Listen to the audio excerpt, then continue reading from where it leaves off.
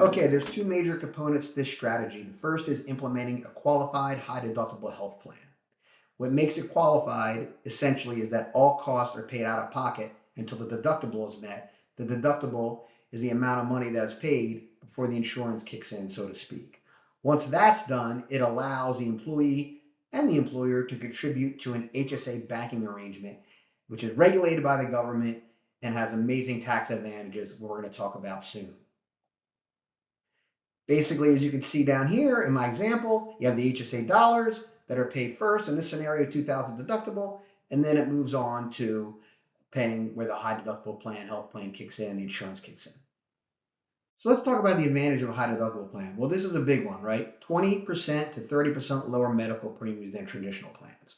So if you have a traditional plan right now, that's okay. We usually like to keep them as an option. You don't want to take it away for the people that want to pay for the convenience of having a traditional copay plan. However, as an employer, you don't want to alienate the low utilizers of health insurance and give them the opportunity to save a significant amount of premium.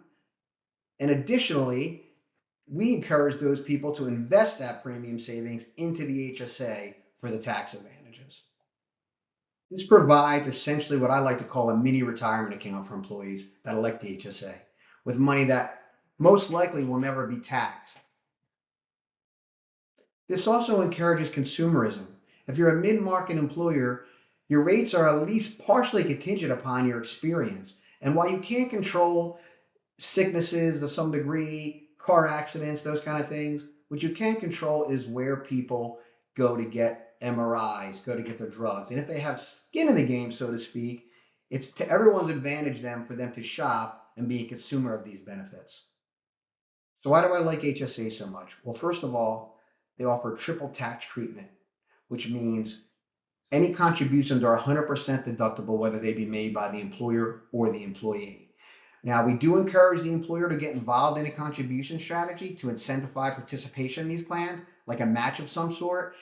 It's not mandatory. However, it does increase participation and overall adds to the overall cost containment strategy of the company.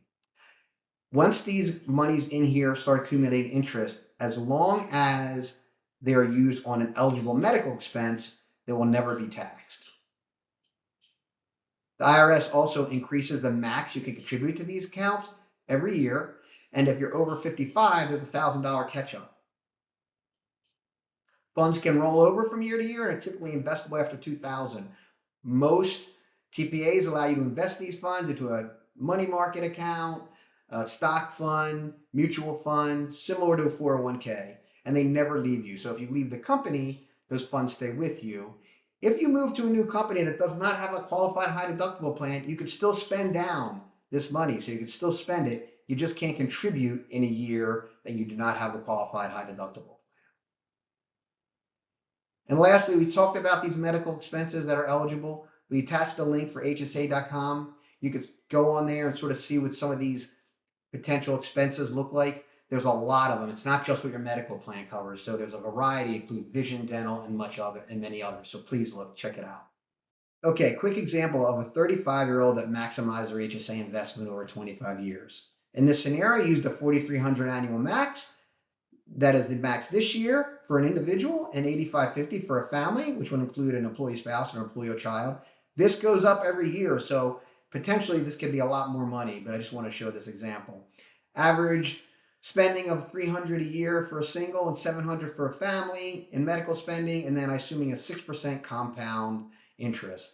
As you can see, by the time this person's 60, they can have almost $250,000 if they're single, and then almost $500,000 if you are a family. I just read an article a couple of weeks ago about a woman who had $1 million in her HSA account. So having $1 million in this tax favorable account is amazing. And it's something that you want to take advantage of. If you want to run your own scenario with your own finances, we attached a link to HSABank.com. They have a really cool tool over there where you can put all your own numbers in there and see for yourself. So please do that when you have a chance. If you have any questions or you'd like to reach out to us to help you design a high deductible health plan with an HSA banking arrangement, our info can be found below, or reach out to us on www.precisionbenefits.com.